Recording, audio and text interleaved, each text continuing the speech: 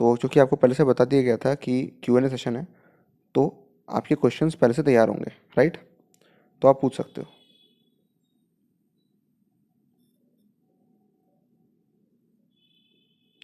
जितना क्विकली पूछोगे उतना सही रहेगा।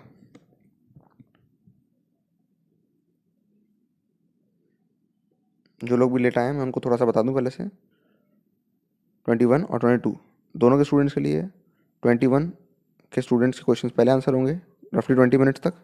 उसके बाद आंसर होंगे 2022 वालों के, और 2021 वाले जो हैं वो लीव कर सकते हैं जब 2022 वालों के आंसर हो रहे हो। ऑलराइट, तो अभी आप अपने क्वेश्चंस पूछ सकते हो और मैं इनको क्विकली सॉल्व कर सकता हूँ। क्वेश्चन आपकी प्रिपरेशन से रिलेटेड हो सकते हैं, है ना, या कहीं पर अटक रहे हो। मे बी आप ऑब्वियसली किसी ना किसी प्रोग्राम में तो एनरोल हो, उस प्रोग्राम को करने में कोई ऑब्स्टिकल आ रहा हो, या इफेक्टिवली करने में कोई ऑब्स्टिकल आ रहा हो, या वॉट एवर।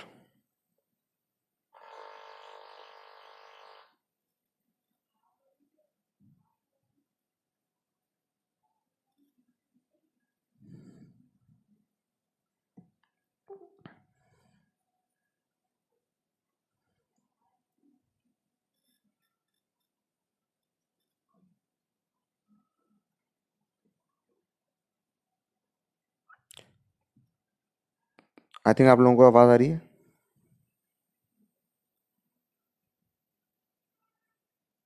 तो फिर अपना क्वेश्चन पूछो ना।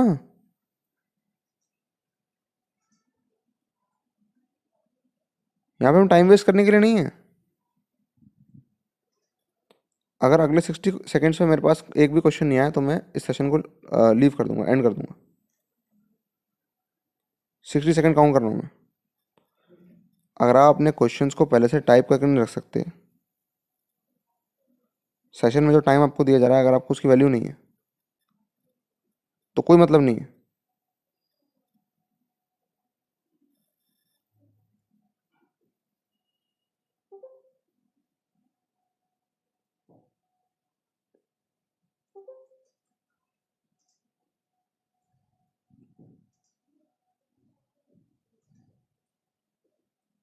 अगर 2021 वाले स्टूडेंट्स जो हैं, बाय द वे बता दूँ, 20 सेकेंड रह गए।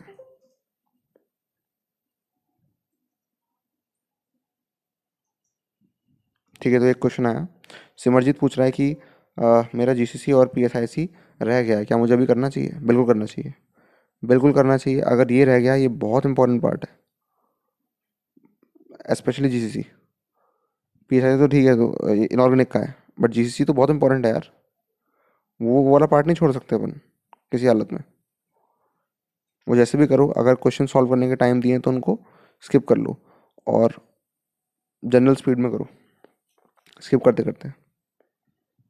अगर कुछ वीडियोस में, अगर कुछ रिकॉर्डिंग में अगर कुछ स्पेसेस होते हैं, यानी कि कुछ साइलेंट पॉइंट्स होते हैं, या फिर ऐसा होता है कि टाइम दिया होता है क्वेश्चन सॉल्व करने को, तो तुम्हें उतना टाइम देने की ज़रूरत नहीं, तुम्हारे पास उतना टाइम है नहीं।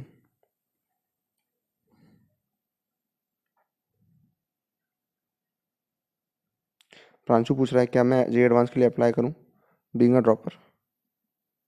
मतलब तुम कह रहे हो कि तुमने अभी ड्रॉप ले लिया है, तो क्या तुम्हें ये वाला जे एडवांस भी देना चाहिए? हाँ, एक्सपीरियंस के लिए दे सकते हो, लेकिन ध्यान रखना कि अगर तुम ये वाला जे एडवांस देते हो, है ना, तो नेक्स्ट वाला जे एडवांस ही ओनली जे एडवांस होगा तुम्हारे पास, है ना। ऑब्वियसली ओनली ही होना चाहिए, डबल ड्रॉप लेने का कोई पॉइंट नहीं बनता, है ना, अभी के हिसाब से। बट स्टिल जस्ट तुम्हें इन्फॉर्म करने के लिए मैंने बोला। अपग्रेडेशन प्रोग्राम कब आ रहा है ये बताओ? 15 तारीख कब आ रही है? 15 सितंबर। 15 सितंबर कब आ रहा है? लेटेस्ट अपग्रेडेशन प्रोग्राम तब आया था।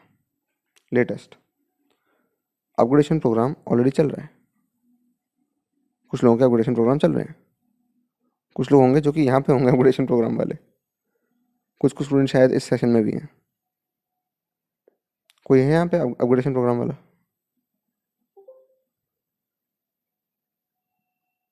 देख लो। तुम क्या कर रहे हो? कहाँ मिस आउट कर रहे हो यार?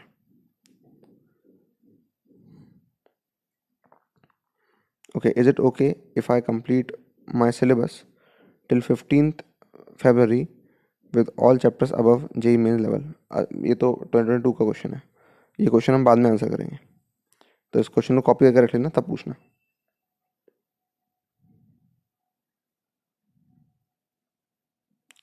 22 का सिलेबस कब तक होगा, डिपेंडिंग अपॉन कि तुम कौन सी कोचिंग जाते हो या तुम सेल्फ स्टडी के हिसाब से कब तक कंप्लीट करते हो। और अगेन ये 2022 वाले क्वेश्चंस अगर तुम लिख रहे हो तो अभी से लिख लो, है ना, बट मैं आंसर बाद में करूँगा। अंश पूछ रहा है, भैया sometimes I forget my learnings while application, what are the steps to make it obvious? Application के टाइम में तुम लर्निंग कैसे भूल सकते हो? अप्लाई तो लर्निंग ही कर रहे हो ना। अगर तुम लर्निंग को ही अप्लाई कर रहे हो तो लर्निंग को अप्लाई करते करते लर्निंग कैसे भूल सकते हो? ये क्या बात हुई? लिटरली जो तुमने बोला है सेंस नहीं बनाता। तो अगर तुम कुछ और कहना चाहते थे इसकी जगह तो तुम एक और बार क्वेश्चन टाइप कर लो, प्लीज़ देखो क्या तुम लिख रहे हो। तो तुमने शब्द लिखे हैं वो सेंस नहीं बनाते। अश्विन पूछ रहा है, भैया in mains I switch to next question quickly but in advance it takes more time, and after giving so much effort on solving, if it if it does not match, then there I get confused whether I should leave it or solve it again. Okay, तो जब एक question से दूसरे question पे switch हो रहे होते हैं, है ना, और तुम कह रहे हो कि इसमें टाइम लग जाता है, मतलब तुम ये पूछना चाह रहे हो कि स्विच कब करना चाहिए, right? So when should I switch the question?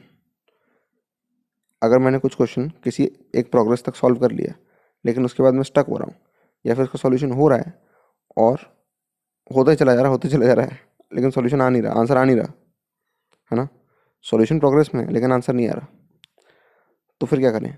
उस क्वेश्चन को छोड़ें या उसको दोबारा सॉल्व करें? अगर आंसर आ गया और वो मैच नहीं कर रहा तो यहाँ पर तुम्हें देखना चाहिए कि तुम क्या कर रहे हो, क्या तुम प्रिपरेशन मोड में हो या तुम परफॉर्मेंस मोड में हो। दो तरह के मोड होते हैं अपनी पढ़ाई के, प्रिपरेशन मोड और परफॉर्मेंस मोड। तुम्हें देखना चाहिए कि तुम प्रिपरेशन मोड में हो या परफॉर्मेंस मोड में हो। मतलब क्या, कि जब अपन घर में प्रिपरेशन कर रहे हैं तब हमें एक क्वेश्चन को मल्टीपल टाइम्स ट्राई करना चाहिए जब तक सही आंसर नहीं आ जाता, है ना। वो तब जब हमारे पास इनफ टाइम है ना।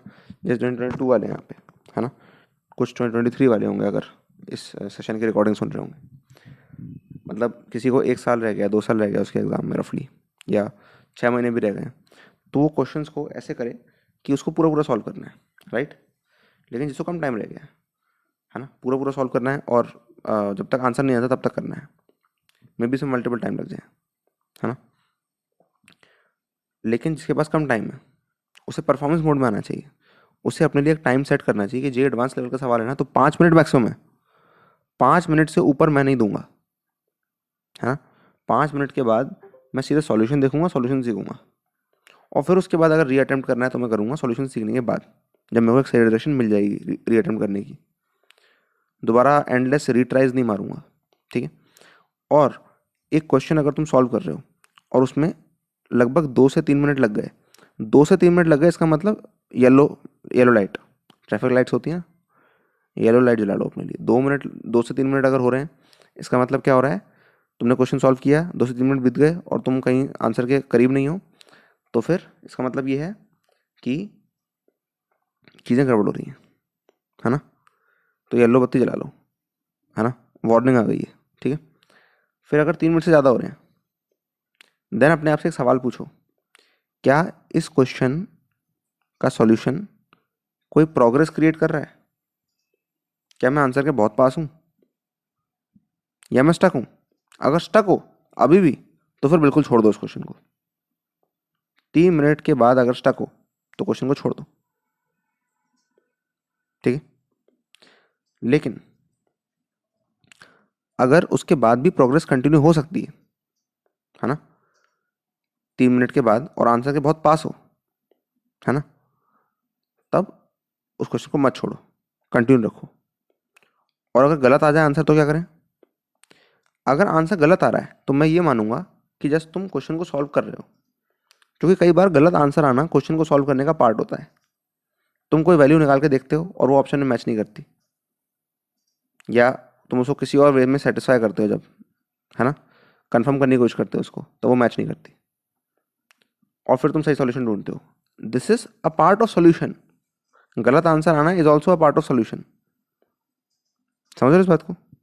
गलत आंसर आना is also a part of solution. जब तक तुम्हारा सही आंसर नहीं आ जाता, it is the process of solution. तो चाहे तुम रीअटेम्प्ट कर रहे हो उस क्वेश्चन को, या फिर तुम स्टक हो गए हो उसी क्वेश्चन में, कहीं अटक गए हो, रूल ये है, थंब रूल ये है कि 5 मिनट से ज़्यादा नहीं लगने चाहिए, और 3 मिनट के बाद हम अपने आप से सवाल पूछने लगेंगे, ठीक है, कि क्या हम फॉरवर्ड जा रहे हैं या हम स्टक हैं। स्टक हैं तो बिल्कुल हट जाओ, फॉरवर्ड जा रहे हैं तो फिर अगर लगता है कि फॉरवर्ड जा रहे हैं और प्रॉपरली मतलब आंसर की तरफ जा रहे हैं बिल्कुल, है ना, कि हम 70% स्टेप्स कंप्लीट कर चुके हैं, है ना, या अब 50% स्टेप एटलीस्ट कंप्लीट कर चुके हैं, देन ठीक है। तो I hope that answers your question. और बाकी के कुछ क्वेश्चन हैं, ठीक है। सागनिक पूछ रहा है, when I am solving good question sometimes I find some good methods results applications which I don't know earlier didn't know earlier, what is the best method to note it down. तो पहली बात तो ये कि तुम्हें कुछ अच्छे question मिले, है ना, क्या चीज़ है जो एक्चुअली तुम्हें स्ट्राइक करेगी, क्या चीज़ है जो एक्चुअली तुम्हें अच्छी लगी? क्या तुम्हें वो क्वेश्चन अच्छा लगा? नहीं, क्वेश्चन क्यों अच्छा लगेगा? क्वेश्चन लिखा है 4 लाइन का, 4 लाइन का क्वेश्चन किसी को अच्छा लगता है क्या? नहीं। एग्जैक्टली क्या चीज़ ऐसी है जो कि तुम्हें उसमें अच्छी लगी? तुम कोई गलती करते थे और वो गलती तुम्हें करेक्ट करने को मिल गई। तुम किसी स्लो मेथड से काम करते थे, तुम्हें एक एफिशिएंट मेथड मिल गया। तो पहले वहाँ पे नोट करते वक्त अपना स्लो मेथड लिखो, ठीक है, लिखो मी before doing this, me after doing this. समझ रहे हो? पहले मैं ये करता था, अब मैं ये करता हूँ, है ना। तो ऐसे लिखा करो, जैसे मीम होती है ना, बिफोर आफ्टर मीम्स, इस तरह से लिख लिया करो, ताकि जब तुम रिवाइज करो तो तुम्हें पता चले कि कहीं जो पहले तुम करते थे और जो तुम्हें इसको इम्प्रूव मेथड पता चला था, कहीं तुम आज भी वही तो नहीं करते, है ना। आज भी इम्प्रूव मेथड करते हो कि नहीं करते हो, है ना। तो वो भी साथ में रिवाइज होना चाहिए, तो उसको इस तरह से नोट करो। तो और उसमें सिर्फ ये नहीं कि मुझे क्वेश्चन अच्छा लगा, मुझे सॉल्यूशन अच्छा लगा, ऐसे नहीं, एग्जैक्टली क्या अच्छा लगा उसमें, है ना, वो ढूंढो, एग्जैक्ट पॉइंट ढूंढो। ओके, रंजन पूछ रहा है, भैया what should be strategy towards numerical type questions? Many times I approach the questions correct, but as these questions require correct answer up to 2 decimal places, I make mistake there. If the answer should be 53.48, I mark it 53.45. तो देखो यहाँ पर तो आपको precision लेके आना होगा, है ना, इसमें और कोई सेकंड चीज़ नहीं, है ना। इसको ऐसे सोचो कि तुम बोल रहे हो कि 53.48 आंसर है, तो तुमने 53.45 लिख दिया, है ना। ये बताओ 53.48 को 52 पॉइंट समथिंग क्यों नहीं लिखा? और नहीं भैया, तो 52 तो बहुत गलत, 52 तो बहुत गलत हो गया, 53 आंसर। तो जितना गलत 53 का 52 है ना, उतना ही गलत 53.48 का 53.45 है। यस। तो ऐसे देखो कि अगर तुम्हें जीरोस की या टेंस की जो प्लेस है, अगर वो सही लिखनी आनी चाहिए, तो 2 डेसिमल की भी तो आनी चाहिए ना, है ना। इसको ऐसे डील करो कि ये तो इंपॉर्टेंट है, और अगर तुम ये राउंड ऑफ कर रहे हो कि तुमने 0.48 का 0.45 कर दिया, तो राउंड ऑफ कर रहे हो अगर, तो फिर 3rd डेसिमल प्लेस पे राउंड ऑफ करो, हाँ। तो क्वेश्चन को सॉल्व करते वक्त ये ध्यान रखना है अपने को कि हम यहाँ पे अप्रोक्सीमेशंस नहीं ले सकते जो कि इफेक्ट कर सकते हैं 2nd डेसिमल प्लेसेस को। तो जो अपने को आदत होती है एमसीक्यू सॉल्व करने की, अपन अप्रोक्सीमेशन ले लेते हैं कभी भी कैसे भी, है ना। वो चीज़ यहाँ पे नहीं आनी है, तभी तो सब्जेक्टिव है, ताकि कोई फुल कैलकुलेशन के साथ ही आगे बढ़ पाए, अप्रोक्सीमेशन से जीत ना जाए वो, तभी उन्होंने थोड़ा सा न्यूमेरिकल डाल दिया। और तो ज़्यादा मुश्किल नहीं होते, ये क्वेश्चन आसान होते हैं। इन क्वेश्चंस का यही फ़ायदा है कि मे बी इनमें कैलकुलेशन थोड़ी इधर उधर ज़्यादा हो, लेकिन ये क्वेश्चंस इजी होते हैं, न्यूमेरिकल क्वेश्चन कभी बहुत टफ नहीं देंगे वो तुम्हें, ठीक है। Okay, now is it the right time to complete my left previous year advance paper और should I do high weightage important topic wise previous year questions only? Second option, you should do high weightage important topics previous year questions only. अगर तुम्हारे advance में 40 दिन या 50 दिन रह गए होते तो मैं तुमसे बोलता कि कंप्लीट करो अपने प्रीवियस ईयर पेपर्स, है ना। बट अभी मैं तुमसे बोलूँगा कि हाई वेटेज टॉपिक पे ध्यान दो। बट यस, कुछ पेपर्स को तुम्हें करना है। 2013 से लेकर के 2020 के जेई एडवांस के जो प्रीवियस ईयर क्वेश्चंस हैं, you must go through them. Yes, तुम मानो चाहे ना मानो, जो भी आने वाला एडवांस्ड होता है वो हमेशा एक फंक्शन होता है प्रीवियस एडवांस पेपर्स का। और जब तुम देखोगे कि जो आने वाला पेपर, जो नया वाला पेपर है, क्या वो 2015 टाइप का है, क्या वो 2016 टाइप का है, क्या वो 2017 टाइप का है, तो 2017 टाइप का है तो इसका मतलब उसमें इजी क्वेश्चन ज़्यादा थे, मीडियम क्वेश्चन ज़्यादा थे, टफ क्वेश्चन कम थे। तो इसमें वो जीत जाएगा जो ज़्यादा अटेम्प्ट कर रहा है। ऑल राइट, ये चीज़ है ऐसे। अच्छा, अगर ये 2016 टाइप का है, ओके, तो इसमें वो जीत जाएगा जो कि ज़्यादा एक्यूरेसी से काम कर रहा है, क्योंकि यहाँ पे क्वेश्चन ज़्यादा टफ है, तो जिसकी सिलेक्टिविटी ज़्यादा है वो जीत जाएगा। ऐसे ही तुम ये देखो कि प्रीवियस ईयर पेपर जो आए हैं उनमें क्या क्वालिटीज़ रिक्वायर्ड थी उस पर्टिकुलर पेपर को क्रैक करने की। और जब तुम अपना 2021 का नया पेपर देखोगे तो वो तुम देखोगे कि वो एक फंक्शन होगा, वो एक लीनियर सम होगा, है ना। किसका? पास्ट ईयर पेपर्स का, है ना। तुमने पढ़ा होगा ना लीनियर सम, वेक्टर्स के अंदर, 3D के अंदर, है ना। ए प्लस लैम्डा बी, ठीक है। तो वो उसी का फंक्शन होगा, तो उसको देखना भी ज़रूरी है। पूरा सॉल्व करना ज़रूरी नहीं है, लेकिन एटलीस्ट देखना ज़रूरी है कि उस पेपर का टाइप क्या था। और सॉल्व करने में भी मुश्किल नहीं है कोई। 2013 से लेकर अगर तुम 2020 तक करोगे, 8 पेपर है खाली, है ना। मतलब 8 × 2 16 पेपर है, ज़्यादा मुश्किल नहीं है। एक अगर रोज़ भी करोगे तो हो जाएगा। अगेन NS का दूसरा क्वेश्चन है, पार्ट 2, ये इसको कॉपी पेस्ट कर लो, मतलब कॉपी कर लो, पेस्ट कर लेना। सागनी का क्वेश्चन है, कॉपी कर लो, पेस्ट कर लेना, ठीक है। आई थिंक अब टाइम हो रहा है, तो 2022 वालों का भी टाइम हो रहा है, राइट। ओके, सप्तर्षि ने पूछा है आपके जैसे एडवांस के क्वेश्चन कैसे सॉल्व करें। दूसरा, लेक्चर देखते साथ नोट बनाना चाहिए क्या। तीसरा, विदाउट एनी कोचिंग कैसे प्रिपेयर करूँ, I am enrolled in upgradation program. Alright, तो पहले क्वेश्चन का आंसर है कि आपके जैसे एडवांस क्वेश्चन कैसे सॉल्व करें। इसके लिए PSP है, अपग्रेडेशन प्रोग्राम में तुम हो, इसका मतलब PSP की एक्सेस तुम्हारे पास है। PSP देखो और वहाँ से माइंडसेट चोरी करो, ठीक है। प्रॉब्लम सॉल्विंग स्किल्स चोरी करो, यस। और जैसे कि तुमने शायद कल के और परसों के सेशन अटेंड किए होंगे, राइट।